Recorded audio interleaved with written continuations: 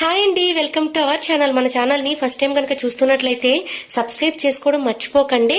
అలాగే వీడియోకి ఒక చిన్న లైక్ ఇవ్వండి, అలాగే కామెంట్ కూడా చేయండి. ఈరోజు వ్లాగ్ వచ్చి ఏంటంటే అరిసెలు అయితే చేస్తున్నానండి. అరిసెలు అంటే ఏదో పెద్ద వంట అని అనుకోకండి. నేనైతే కొంచెం క్వాంటిటీలోనే చేస్తున్నాను. ఒక హాఫ్ కేజీ తీసుకున్నాను అనమాట.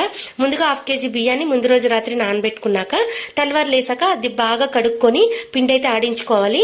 దానికి సరిపడగా బెల్లాన్ని అయితే తీసుకొని పాకం అయితే పట్టుకోవాలండి, వీడియోలో చూపించినట్లుగా.